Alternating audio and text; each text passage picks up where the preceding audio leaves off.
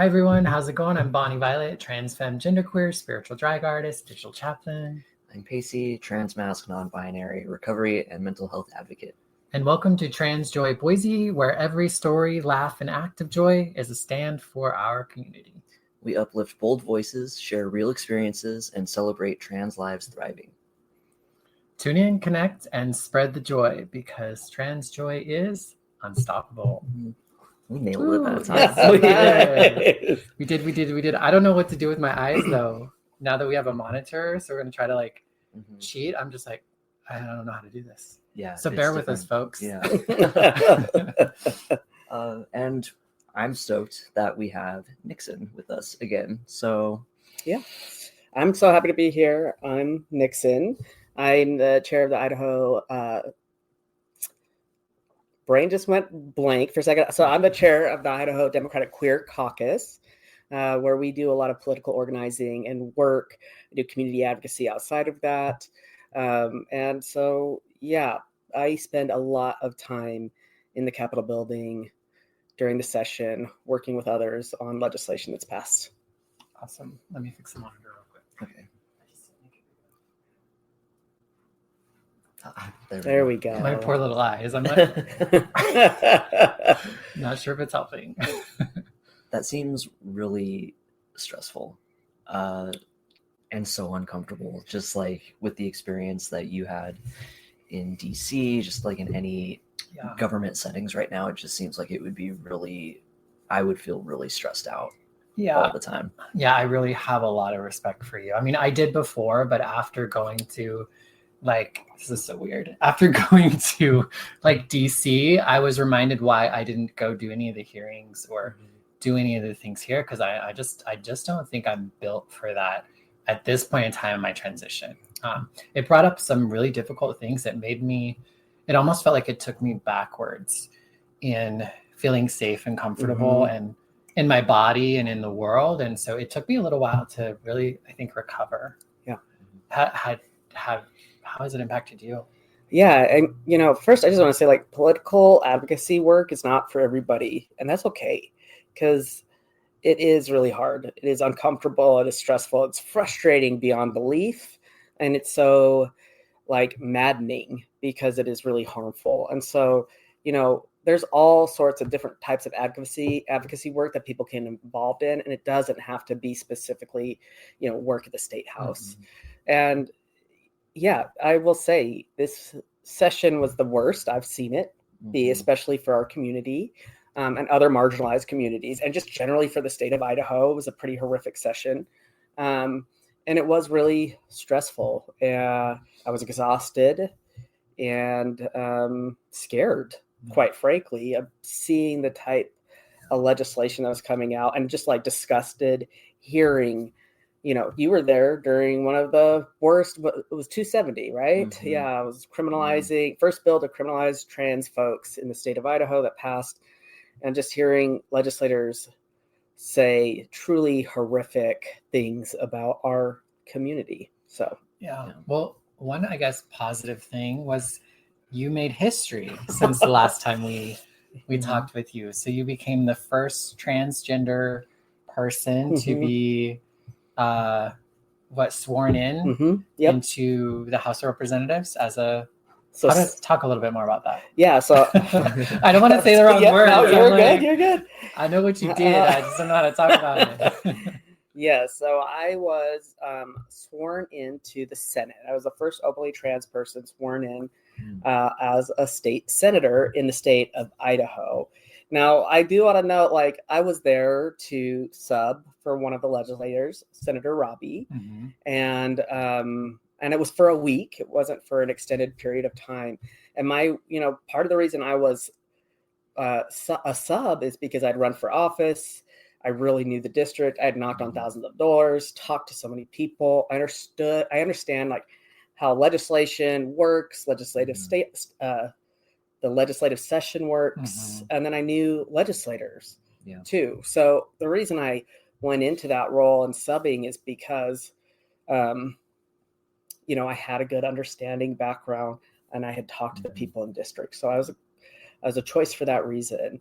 And But it is meaningful still. Right. Well, and it's a pretty common thing that happens, Yes. right? Like during any session, a lot of the senators or Mhm. representatives will have folks who kind of just sit in for them for like a few days or that sort of thing. Yeah, yep, it is pretty common, but you have to kind of go through a process to make that work. Mhm. And it was an interesting experience, like very insightful. I've spent a lot of time on the other side, testifying and whatnot.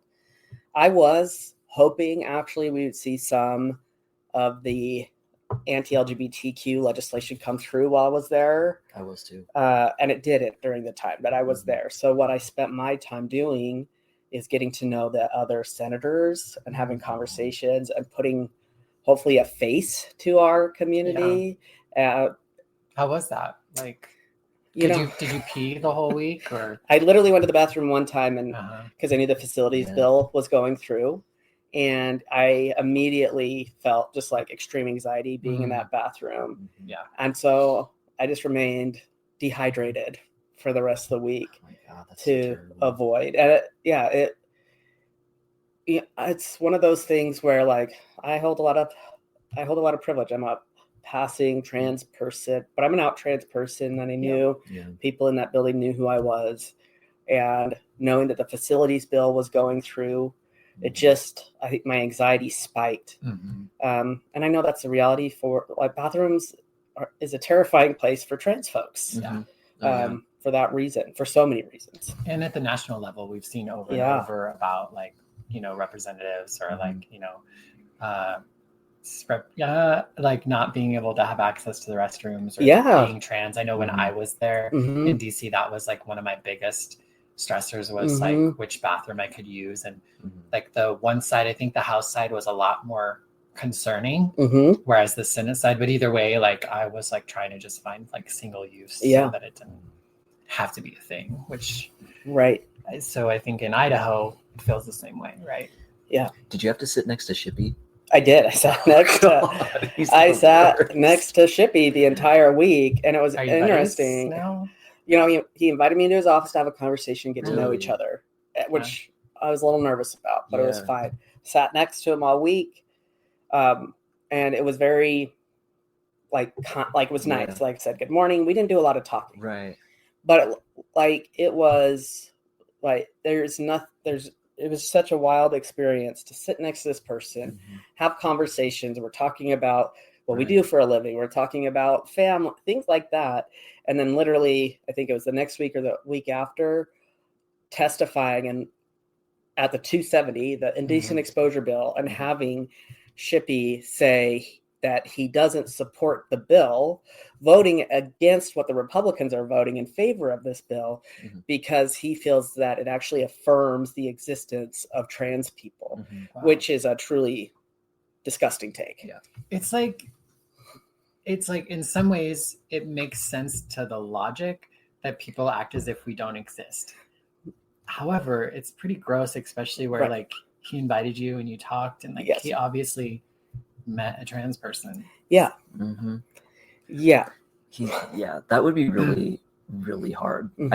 One thing I learned just in my short time of like going to the hearings and things like that is how much it's just like shaking hands across the aisle, and it feels so disingenuous and so gross because you can have a conversation with someone like I had a conversation with Heather Scott at the HIV decriminalization event, and she seemed really like a really educated, informed, rational person when it was this one issue. But then when she is surrounded by her peers, she just turns that off, and just this bigot comes out. And decorum is a really big thing there. Like they say decorum, and what they mean by decorum is like be respectful, be nice, all of that. We have differences, things like that.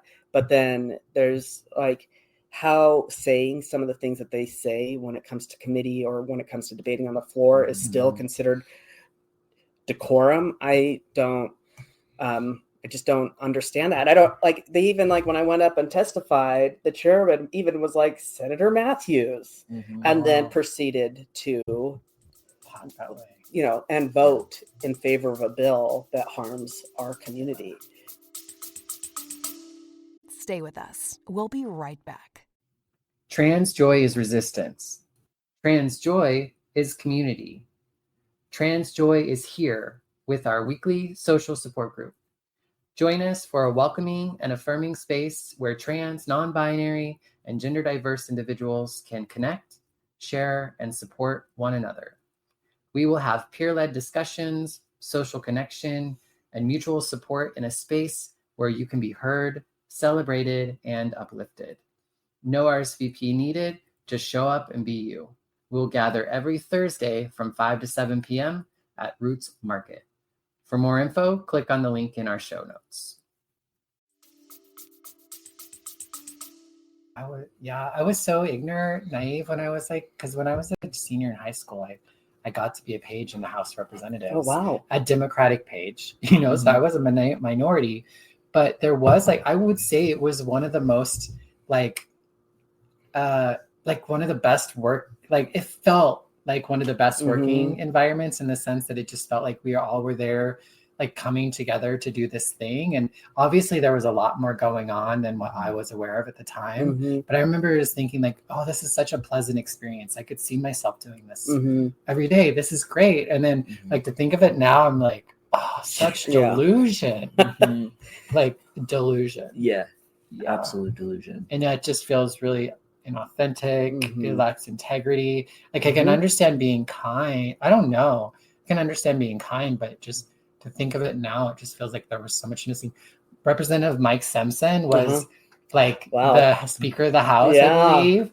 And I engaged with him all the time. Yeah. And now going to Mike Simpson's office. Well, no, I didn't do that. And I think that was the one office we didn't get to meet with him. Got it. I just couldn't. Yeah. And he would not have talked to me the way that he used to back in the day. Not at all.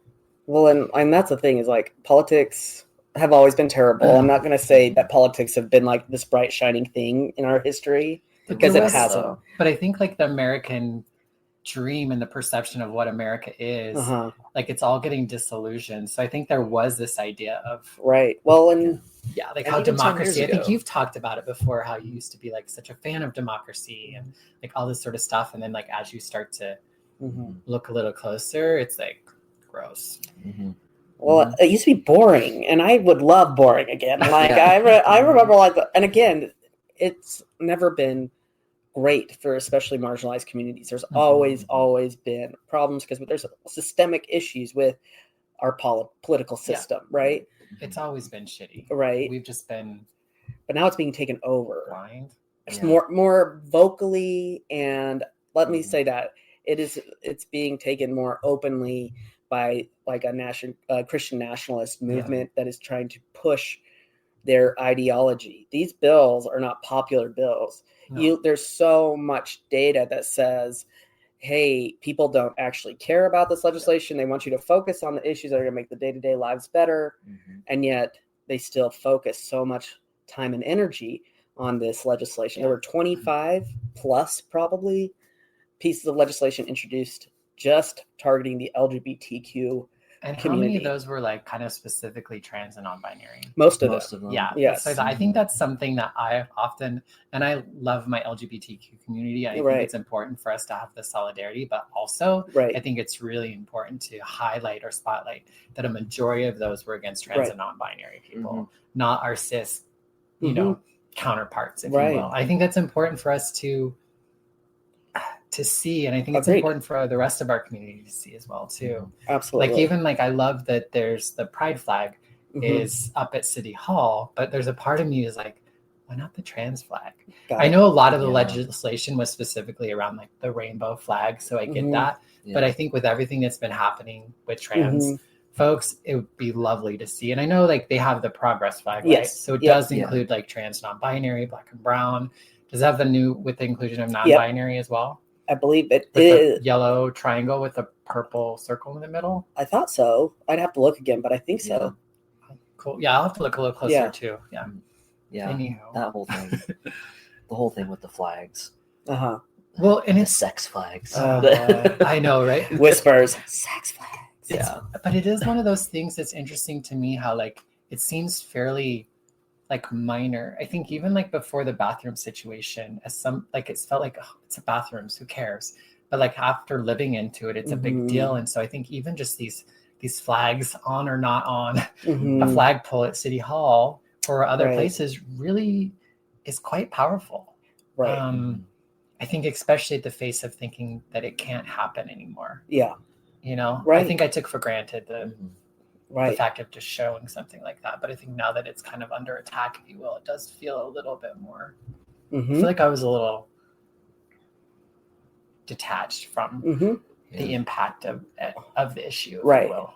You can see a very clear and distinct like separation going on right now when it comes to like organizations, businesses, just because there are going to be people that adhere to the executive orders that are being issued, and there are going to be people that are going to stand up against them. So like people that are still going to be flying their flags, people that are still going to, you know, not police their restrooms. And then with other things that are happening, like, God, there's another bill.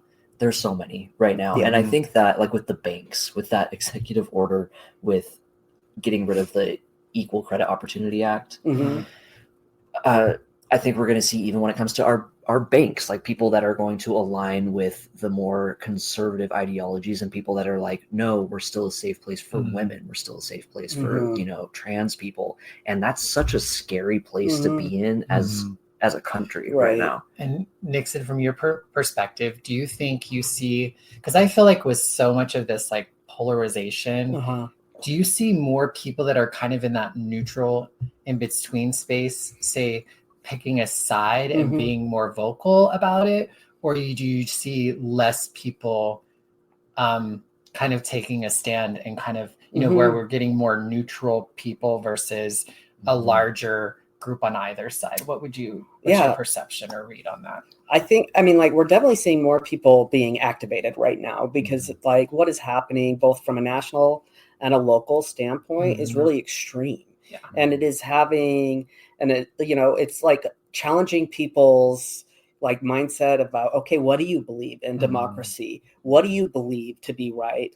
What do you want your life or the life of your family members or your neighbors to be like, and what are you comfortable with? So I think it's like really making people kind of face like that and pick a side. And then there's the aspect that it is actually materially impacting, you know, some of these executive orders. We know an executive order on the face of it does not have the power to make but it is giving direction to the people in his cabinet, to organizations. And so either they will take action that will have an impact, or it introduces a chilling effect where organizations, you know, the executive order specifically around trans women playing sports, that executive order was put out, and then the NCAA decided that they would actually roll back their rules around trans women participating in sports. That was a response to the executive order.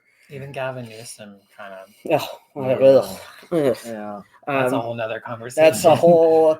But actually, like, it plays into all of this. You know, one of the things that I've really been pushing in all the conversations that I've had, especially when we talk about our Democratic leaders, our Democratic elected officials, our allies, is at some point activism has to move beyond the marriage memorial that was not adopted and pride flags. And we have to be able, and we need them to be able to speak very strongly about all of these attacks, most specifically on trans people, that are truly harmful and horrific on many, many levels. And, you know, I do appreciate Mayor McLean keeping the flag up because I think it's less, it's about the flag, right? But I think it's actually less about the flag, and it's more seeing a leader saying, taking a stand and calling their bluff, really. Yes. What's going to happen? Yes. Nothing can happen with that law right now, right? Is my understanding. No, there is no enforcement. Yes. And next year it will. Right. Next year, absolutely, they're going to come back. They've already said it. Mhm. They will come back and they And will. with a little more teeth Mhm. in it. Yes, exactly. And, personally, I say bring it on. Yeah. Because I'd rather see a leader stand up and say, nope, not going to do this, than us just letting things slowly get, Mhm. and it wouldn't even be slow. I had this conversation with somebody the other day. They were concerned, well, McLean having the flag up is going to make things worse next year. And my response was, things will be worse next year. Totally. Yeah. Mhm. And yeah, it's like we got to stop cowering down, and we Yeah. have to fight where we can fight. And this is a fight that can be fought with fairly low collateral damage, if Mhm. you will. Whereas like we're going to talk a little bit more where like the indecent exposure Right. law that was passed, like I don't know that that's something to fuck with, but Right. or not just Mhm. for anyone to fuck with, Right. Because there's so much more collateral, or there's just so more collateral damage or Right. damage that could happen to the individual, Yes. specifically, Yes. in that arrangement. So I think we have to take our fights where we can, Right. and then be smart Right. which sucks. Well, and again, this is where Mhm. this is where we need our leaders Mhm. and our allies who are not going to be harmed in a bill like the indecent exposure bill to show up and fight against that. And that's a difference here. There's a lot of the bills that pass, and we get into this, they had private cause of action, meaning that an individual could sue. So like the facilities bill, Yeah. there isn't an enforcement against the individual, like a trans person in a bathroom that aligns with their gender identity. It allows an individual who is like, there's a trans person in the bathroom with me, to sue the entity. Right. The indecent exposure bill has criminal charges against us and our As boss. the individual. Yeah. And like it's already in effect. Yes. Like as of today, it's already in effect. Yes. Whereas the facility bill is a little bit further down the line. July 1st. So can you clarify a little bit about what the indecent exposure bill is, and just kind of the practicality of how that plays out in a trans or non-binary like day-to-day life? Absolutely.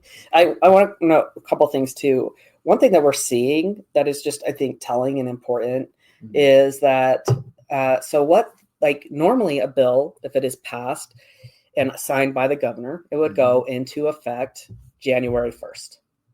Okay. So now what we've started to see more and more of, and this is the first year I think I personally have seen this, is they'll put an emergency clause in the bill. And so last year they would put emergency clauses in the bill to make it go into effect on July 1st. Right. They did it by June 1st because they want to impact prides, right? Year. So this year we saw several bills that had an emergency clause that says it will go into effect the day the governor signs it. And that is like, this is an increase of pressure and harm that we have been just seeing. So that going back to like this idea of, well, it'll make next year hard. We're already seeing things get worse and worse. So, in regards to HB 270, the other thing that I would just say, everything that's happening globally, nationally, locally is horrific. It is harmful. It is dangerous. It is terrible. And it is, for every valid reason, people can feel afraid, right? Totally. Yeah. But it is so important that accurate information is getting out there. Agreed. because it's already terrible.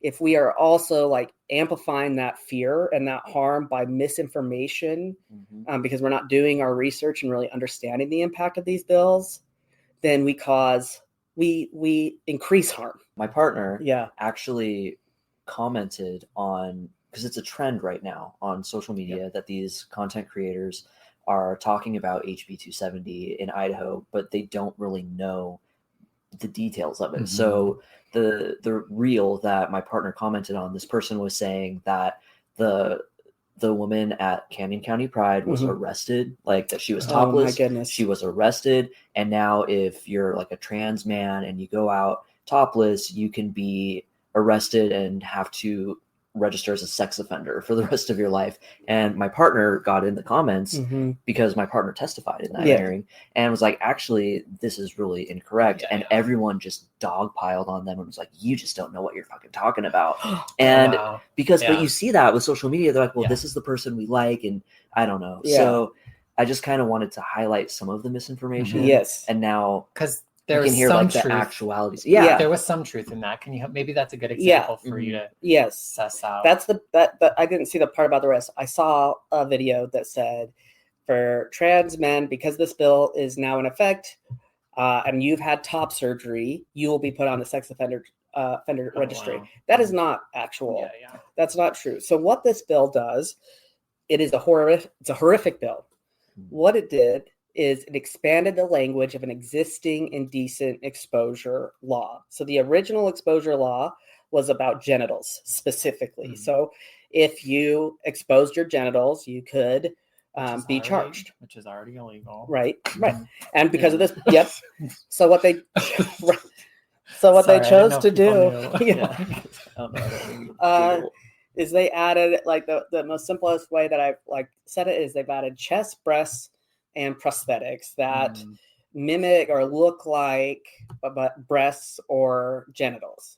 So we know very specifically from the language. I'm not going to use some of the specific language because it's really transphobic and horrific language, but the language in it, like, very clearly is targeting trans women. And then because of the passage of HB 421 last year, which was the sex and gender bill, which makes sex and gender the same thing, and there's two sexes, no longer are trans men seen as men. So we are seen as women. And so because the bill specifically calls out women, trans women, and some of these other things, it would also impact trans men who went out. Who oftentimes seem to not be the main target in a lot of these, which I think is I think that's why a lot of people are jumping on this, because I think it's an opportunity to really clearly talk about how trans men are also impacted by this, because you hear all the rhetoric, you hear all the conversations, because it's such a, toxic masculinity kind of like thing. It's always about the man who's being a woman, acting like a woman, not the other way around as much. It is. It's all related back to misogyny, right? In this case, though, like, if you and this is all problematic to begin with, because who decided whose chest was okay to be seen, and like, where does that all come from? Leads to the whole issue to begin with. Yes. Like even with nipples. But like, more likely, when we think about who's going to take their shirt off in public, it's more likely to be a trans man. How many videos do you see of like trans men who've had top surgery, who are out on the beach and they are feeling gender euphoria and excitement? So that's where, when we think about the impact of this bill, because we already know about nudity laws and all of that, it's most likely going to be trans men who are going to take their shirt off in public, right? Not always, but most likely. And so the other aspects of this bill, so it expanded the language of who will be impacted, and just know that, like, really it's cis men are the only people who are safe from this. There are some like medical conditions that a cis man might have. I think it's called gynecomastia or something. And that just means like enlargement of men's breasts because of, hormones or something. But that is very common. It is very common. It is very common. Right. Plenty of men walking around. And even with like weightlifters. More because, it might be like they're taking some kind of like hormones or drugs or supplements. Steroids. Exactly. That will impact that. So, but primarily the only people who are not going to be impacted by this are cis men, of course. And then the other aspect of this is that the language in it, and this was originally the language, they did make one adjustment, is that the measure is offense. So if somebody sees you and is offended, that is all that is required. And also, it is not just public spaces, it is public spaces and anywhere another person is present. And we're the party of the snowflakes. I know. Exactly. Writing a legislature about being offended. That offends me. You're getting a ticket. Well, so the original bill, the original law had offense and annoyance. Yeah. And they removed annoyance, which, like, okay, thank you. I don't know. Like, why was it in the law to begin with? Right. Like, why is offense a measure? Like, you know what I mean? It's too subjective. It's so subjective, and that's the problem. You look at the measure and you look at, like, the placement, like where it is impacting. And now you look at the expanded definition. This bill is so broad and problematic, and there still is some like vagueness, right? So maybe so much, maybe Preston and I could state some situations that we think we might have thought or we've heard people talk about, right? And you could help us clarify. Perfect. Yes, no, maybe. Yeah. So how about a drag queen performing at a park who has like the bra, the breastplate, it's covered up, like they're wearing something, maybe see a little cleavage.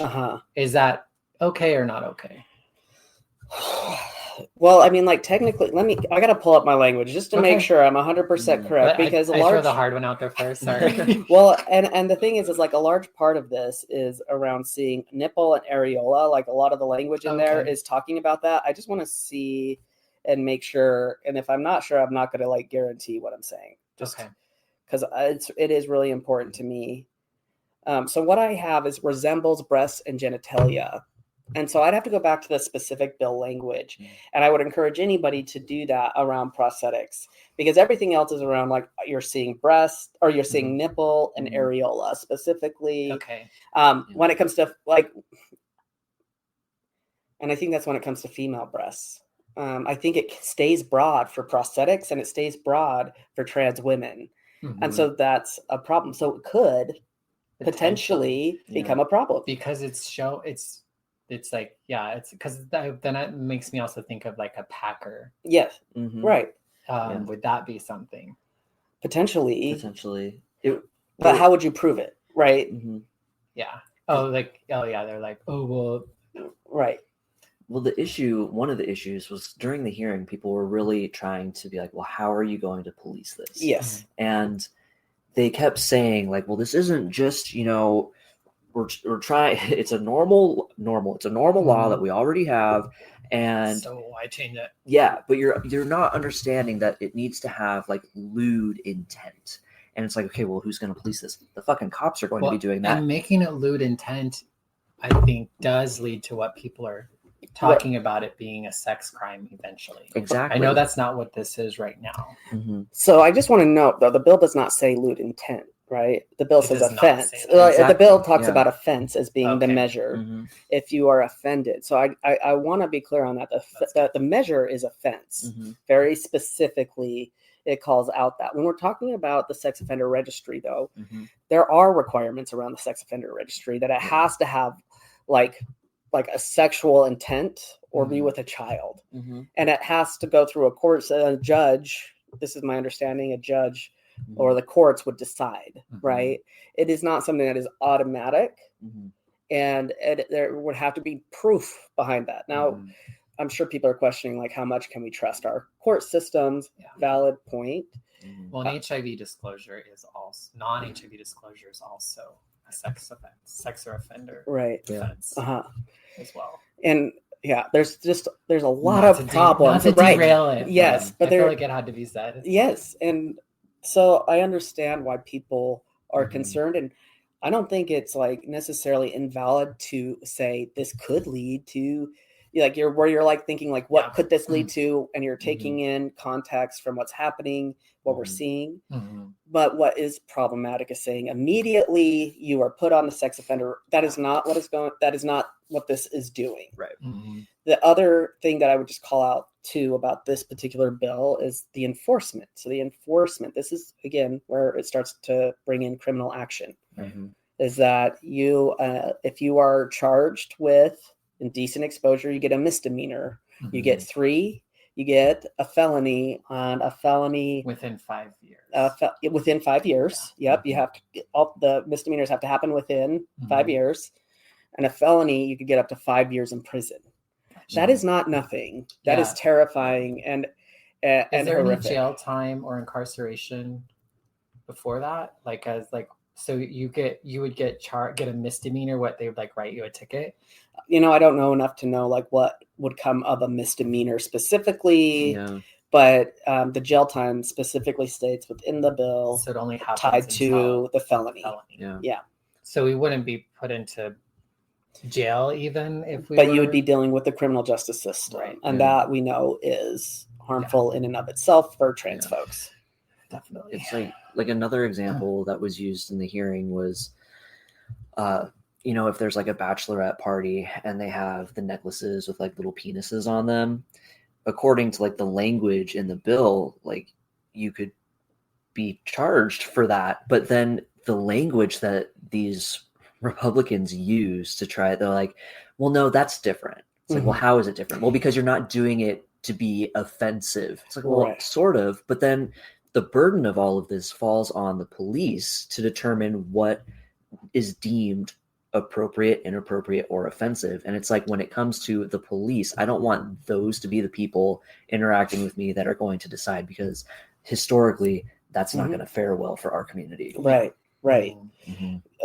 Totally. And so that's like, and this is what we're seeing a lot of, is these like overly broad subjective bills that become, really hard. How do we enforce these? Right. That was the big problem with the facilities bill. Mm-hmm. And we could talk a little bit about that one as I well. just wanted to check in about the with indecent exposure, that it can be anywhere in public. So it's like, so you can even be, and clarification, because I've heard people talk about like you could be in your backyard as a trans man, say, take off your shirt, you're mowing the lawn or whatever. That could be found offensive and potentially, somebody could call, whatever. Right. That could be a situation. If you're at a bar watching a drag show and something happens, that could be a space where it's not okay. Just out on the street, like it's pretty much anywhere, right? It's Except anywhere. for maybe the privacy of your home. It's anywhere where another person is present. Got you. Yeah. And that is, again, how broad this bill is. And so I used the example when I was testifying about mowing the lawn. I heard it somewhere. But like, think about like, that's a pretty, like the chance of me in my backyard and having somebody call the police on me is probably pretty low, right? Like I know my neighbors, like, but they also know who I am. I know a trans woman who had gotten recently, their neighbors called them and the police came and talked with them because they were wearing a bikini in their front yard. So, and see, it's not an impossible and there wasn't thing, like charges or anything at that point, but because a bikini doesn't count. But the fact that there was even like exactly. That's that is the problem with this bill, is that it's going to target people. And because it was passed upon signature, it was clear the intention of this was to have it ready for Pride celebrations. And we know, even from the people who testified, the reality is there's going to be people who are particularly showing up to try to police these spaces themselves. That's really where the harm comes in. Less likely on an individual basis, not impossible. Right.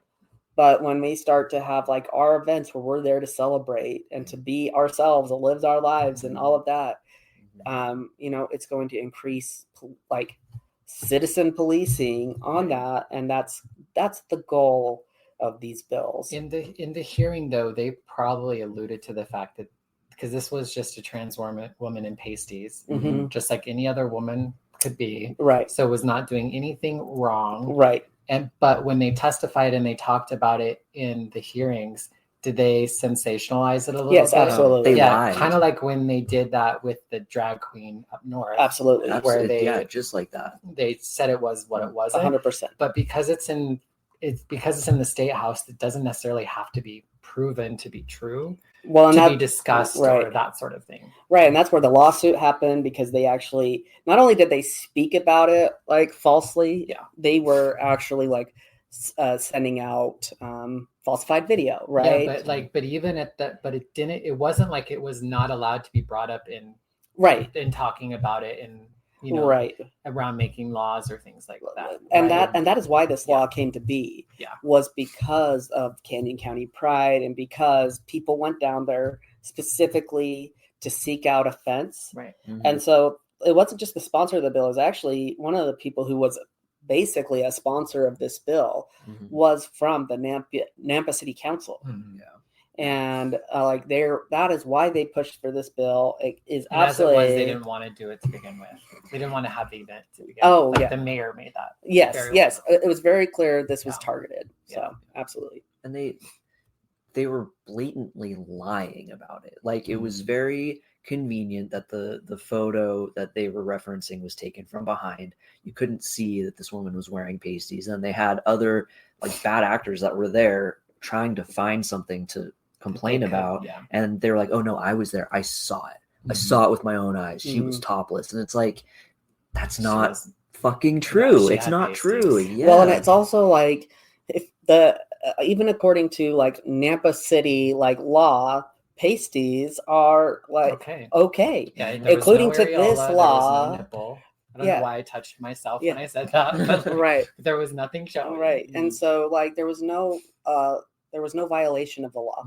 And so that just goes to show what they're seeking to do here. Right. And it is specifically, even though they say this is not about one community, it is very clearly always about our community.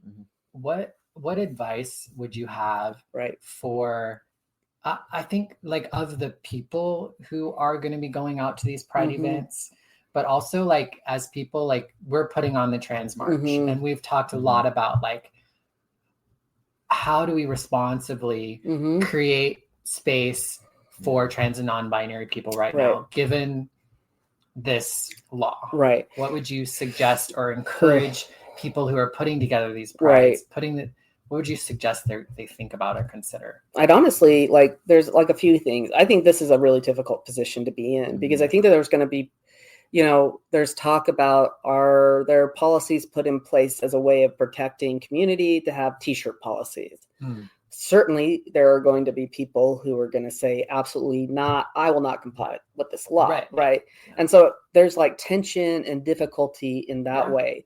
And then, so it's like, do we police ourselves? And is it policing or is it trying to help keep community safe? Like there's a lot of questions that come up. And if you're creating a space for like a large population of folks, you can tell everyone to wear a t-shirt, but people aren't going to do that. They're going to get in, they're going to like, somebody's going to do it and they're not going to think it through in the ways that I think we need to. Like they're not going to have a plan for if the police arrest them or if they get a ticket or things like that. Whereas I think we have so it's the organizers. The organizers absolutely have to take on part of that role. And I know, like talking to folks with the Canyon County Pride, I know like Boise Pride, organizers of these events. I'm sure you all are thinking about it. You like are taking steps to how do we're recognizing this is the reality. What steps do we have to take as organizers to keep our community as safe as possible, whether they abide by like guidelines or don't abide by guidelines? And that is the work that as organizers and leaders, we have to do. Yeah, totally. It is that's the responsibility, right? Because people are going to do what they believe is best. Because there's going to be plenty of people that think like, okay, I'll get a misdemeanor. Right. Do you know what I mean? Like, and that's okay. And I want people to feel like they, I would never want to get in the way of somebody's individual right to do right. Yep. And I also don't want to set anyone else to be. So it's just such a hard one line that I don't even really think I know what the answer is yet. Yeah, and that's where I'd be like, I'd probably talk to some legal organizations too, and maybe get some insight from them and like how they might be able to support this, because like, some people are gonna be like, fuck the system, I'm gonna do this. And also there's the aspect of like, is doing that inviting police into an environment? Is that something that person should even have to consider and still have bodily? That's where it gets complicated and difficult. And the other option, we could just create spaces that are private and we don't let anyone else in and like things like that. But then that to me is like letting them win in a lot of ways. So that's where it's difficult. Or like it's harmful to us as a community to feel like that we have to exist in our fullness behind closed doors. Right. And that's the way that shame manifests is that, we're hiding in the dark, or we're, Right. and that's just not a healthy place for anyone to exist in. Yeah, and it's just not a place that we should have to exist in. And Oh. the other question I've had a lot of people ask about this particular bill is like, should they go out? And this has been primarily like trans men have asked this question.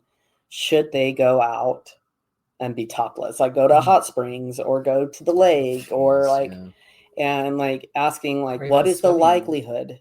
Yeah, swimming. And, it's a hard one. And it's all about like, what is your personal like feelings on this? Like, what is your,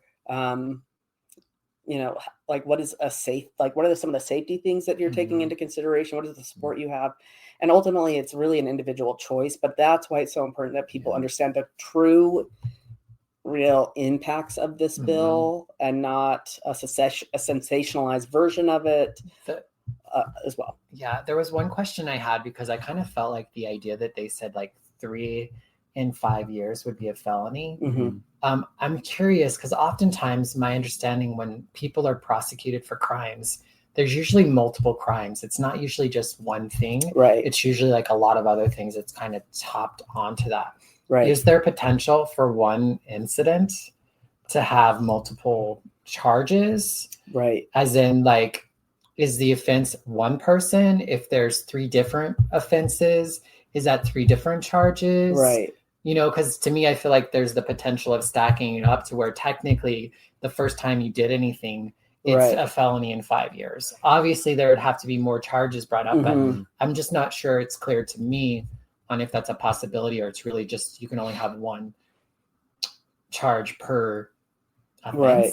So maybe what we can do, because I don't know, that's a good question, and I don't know the answer to that one, so I don't want to guess. So maybe what we could do is there's been a couple of good questions around like from a prosthetic standpoint, and then also from this standpoint. And I know that ACLU has some. They put out some, and they're working on, I think they've got a document that they're going to be putting out, but maybe like, let's look at that documentation. I can ask that question, and maybe the next time you all do the podcast, you could just be like, here's an update on the last podcast, and you can share that information out too. Definitely. And I'm wondering, I just feel like this is a really important bill. It's happening right now. Yes. So I just want to make sure that we're putting enough time and energy toward it to get the clarity. Because that's something that I feel like we've been challenged by, and something I feel really good about this conversation today is that I think it brings a lot of clarity. Where clarity can be done, right? Yes. Even clarity just in the I don't know-ness or the maybes is still more clarity than what's happening. So I would much rather spend a little bit more time sussing this out if we need to, and then we could do another conversation with around facilities. Absolutely. And either we do that with you, or we also might be able to bring in like either Jenna again, or there's so many good people. I know Cole Lefevre was wanting to be on the podcast at some point in time in the future. So, and I know that there's some activities that might be happening around that, because I feel like in some ways that might be when we were talking about taking a stand, the facilities bill might be more of a place for us to take a stand. More safely, if you will, or more calculated versus like the indecent exposure kind of situation. Because they're like, and that's always the thing that you have to look at. And again, this is what makes the indecent exposure bill. And I do think it's, you make a good point of like really being like clear on it, is that it comes with criminal charges, whereas many of these other bills, both Pride Flag bills, the school one and also the government one, have nothing. There is no enforcement mechanism, right? But and then like the facilities bill, even there, there's like the updated version of the Don't Say Gay bill in schools. Those have private cause of actions, so it's not directly targeting individual. There's some differences between some of those bills, but it's not directly like introducing charges against a person, whereas this one does, right? And the other thing I just say around any legislation is sometimes we don't know fully the impact yet. That was how the sex and gender bill was. We were calling it a stepping stone bill. On the face of it, we knew that it updated Idaho code to essentially strip our identity out of it, and intersex folks' identity out of it as well. And so we didn't know fully how that might come to play. We had ideas. Right. Now this session, we're really starting to see how they're applying that bill, and it comes to play in the indecent exposure bill. Because as a trans man, I'm seen as a woman in the state of Idaho. So when it says female breasts, that's how they're going to apply that to me, right? And so just to say, we don't always know the complete impact right out the gate. Which I think even in that in and of itself brings clarity to the situation. Because I think I've had perception at time that like law is pretty cut and dry. Don't do this. If you do this, then this happens. But it's not really clear. That's how it should be. What it is. Yes. Right now, it's like especially ambiguous. It's not as cut as dry as like I murder somebody, I steal some shit. Right. Like, that's pretty clear. Right. They might have to prove that you actually did it, but it's like, a thing. This is like you don't even necessarily know what you did was wrong. And I feel like that's a deliberate strategy because the vibe I get from it, and we've talked about this a lot, is like when you put frogs in water and you slowly heat it up and they don't jump out because it's fine, but then finally it's boiling and it's too late. And I feel like with this ambiguity, they're kind of testing like what they can get away with, who's going to follow procedure and all of these. And then I feel like next session, it's going to be maybe instead of like, suing the entity for the facilities, you could potentially sue the person. And I feel like there are these just stepping stones that we're going through, just pushing a little bit further each time. Well, and so when we say there's 25 bills or pieces of legislation introduced this session, several of them were of the same topic. So I think both the indecent exposure bill and also the facilities bill had multiple versions of them before we got to the ones that were passed. Gotcha. And sometimes it can be kind of insightful to go back and see, okay, well, this was the first version of the bill. What did it say in this bill and what changed in it? And kind of like, it's a little bit of like follow the breadcrumbs, right? And the first facilities bill was more broad in where it applied. The final, there was some reason where they're like, we're not going to be able to get this one passed. So that they adjusted it to try to make it something they could get passed. And so that's where we started to see that it only applies to very specific colleges, universities, correctional facilities, and some domestic violence shelters, right? So it's very specific. Same thing happened with the indecent exposure bill, and I can't remember the original one. So sometimes that's a little bit of a helpful insight. 100% do I believe that they're going to bring some of this back? For sure. I don't know if it'll be the indecent exposure bill specifically. I think the facilities one. Yeah, for sure. Expand that one. I'm curious, and this is like I don't think it's a derailment, but I'm curious, like from an activist standpoint, I think there are plenty of activists, or the activist even in me, who maybe wants to do something about this. A random thought was, I know people talked about how the truck nuts, like that being a thing. So for a moment, it feels like, then a possible challenge would be to find people with truck nuts, call the police, get them misdemeanors, kind of block up the system, show how ridiculous it is.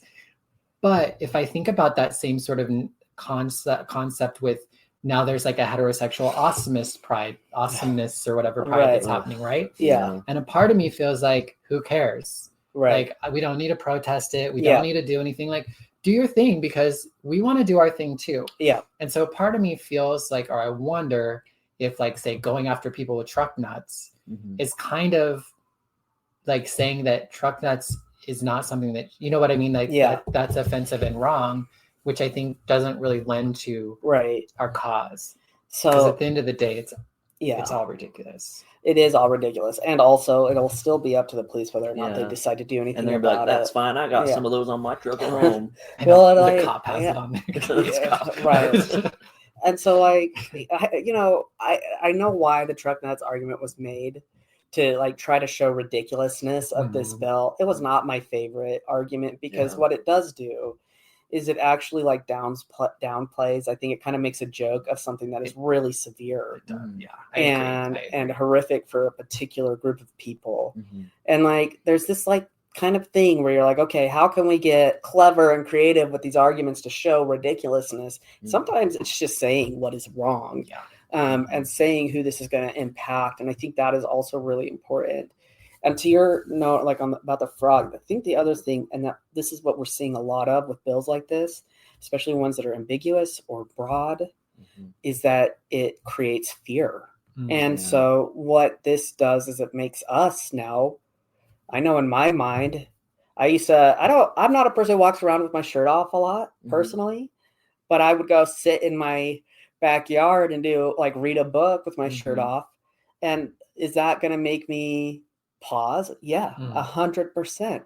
So like now all of a sudden these additional like moments of decision making that we didn't have to come into play.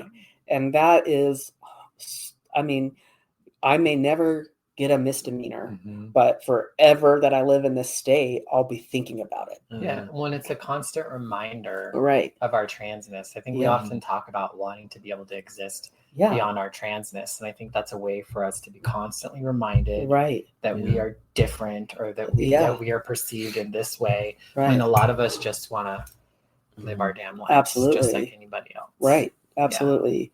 There's we all have these like lines in the sand for when we're like, okay, well, maybe it's time to leave. Right. Yeah. 2 of the 3 of mine have already come and gone.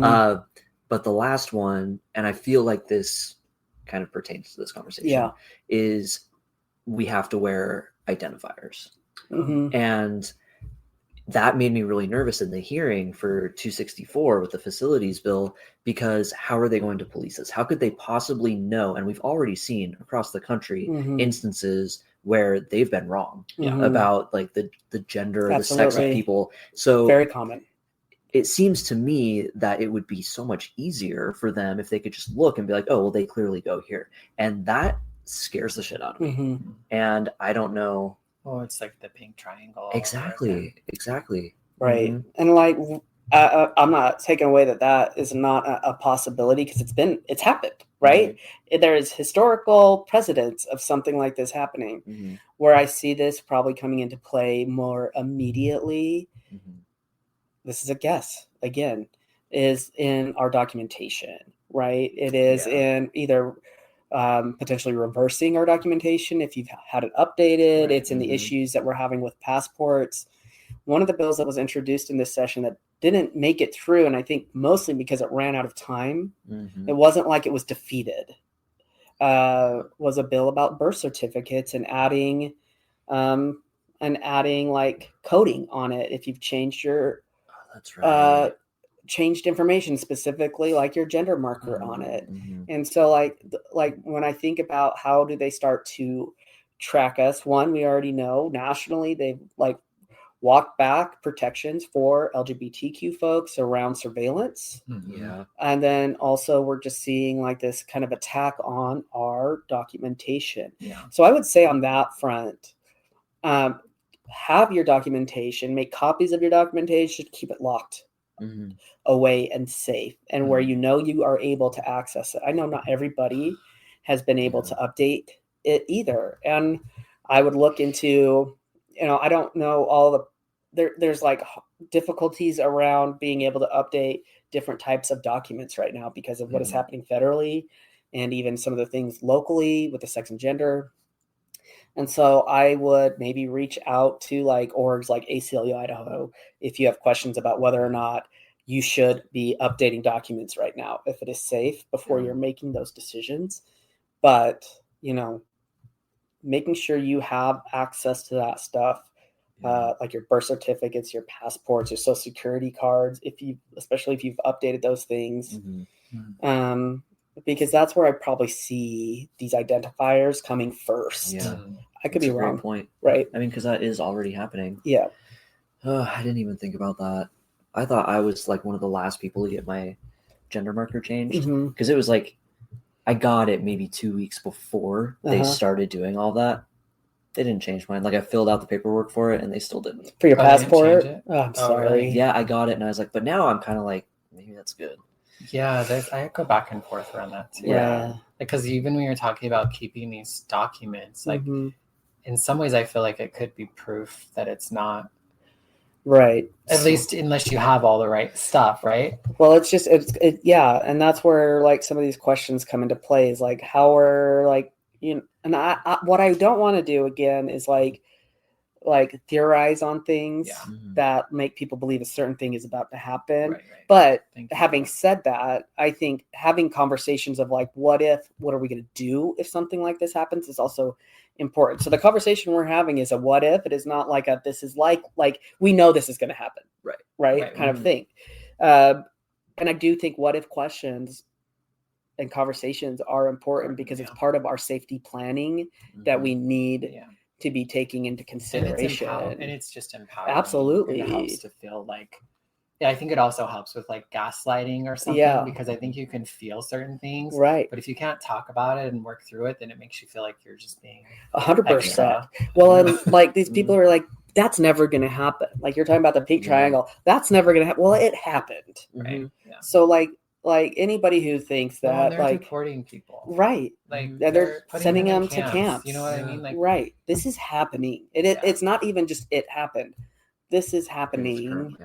And so like if anybody looking at you outside of the community, anybody who's like looking at, especially at trans folks and non-binary folks, and saying you're overreacting, I think it's time to pay more attention and to listen. Yeah. And you know, going all the way back, it's so important we have the most accurate information that we can. And one is just so that, you know, maybe we're not feeling such extreme fear, but the reality is we're going to feel fear. Right. More, it's about so we can make really informed decisions. Right. Yeah. And so, you know, when I think about moving, I think if you need to move. It's okay to leave. I think there's like pressure to stay and fight. But for the people most impacted, and I've had conversations, I think all three of us have had this conversation of like, we feel like we need to stay and fight. Yeah. And also... And there's moments of that feeling foolish. Yeah. And it's okay to make decisions because it isn't just about being safe. It's also about being able to find happiness and joy and living authentically. And I think part of that for me is legacy.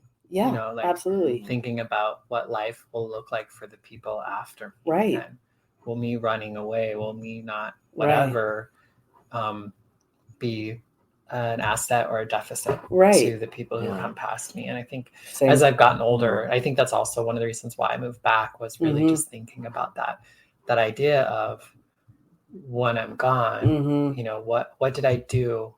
What did I do now so that the people behind me can have a little bit of a better experience than I had?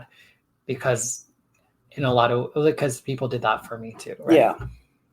And those are the same things I think about, is like, we also know like there's a lot of people who moving is not an option. Yeah. The expensive move, like there's our community experiences things when we talk about like housing instability, income instability, health, all of these things that make making decisions like that sometimes impossible.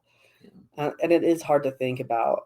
I just think like there's fighting, and then it's also okay to take care of yourself. And whether that's leaving or whether that's stepping back or whatever that is. Yeah. It's so hard to like, because at this point for me, it's like, I don't want to move to like a blue state. I would want to leave the country. And that's like so hard. I thought I had an out, right? Because I have a cousin who lives in Canada. He ended up being a total fucking phobe. So I was like, okay. Yeah. So I mean, I feel the same way. Well, like, I want to stay some and of fight. those places are not. How much longer are they going to be safe? Because exactly. Canada's starting to have issues. The UK. Well, the recent election was a good thing in Canada, at the very least. Yeah. But yes, 100%. What is safe? What does safety mean? Too, in this world that is changing drastically around us, for sure. Well, awesome. I appreciate that you came here with us again today. Oh, and yeah. Me too. I'm sure we'll have you on again. Yes. Is there anything else you wanted to talk about or bring up today, or final statement? Yeah, I mean, I just think like going back to like, if there are things that you the other thing is just like a feeling of powerlessness, like when we're starting to see this, or like, what do I do then when, when it feels like too scary to do certain other things. And I think one, which is what you all like focus on so much, is like find your community and be with your community and like build space for it. Like, and there's so many organizations and like things that exist. Go do game night at the community center or attend, a transjoy event, or like there's just like trans collective or like really great stuff. Yes, exactly. So there's like neuroqueer collective art show. I think about like there's or art days. I just think that there's find your community, find that space. I do think like get your documentation, just like know where it's at, feel confident, comfortable knowing that you've got it in a place, you know where to access it quickly.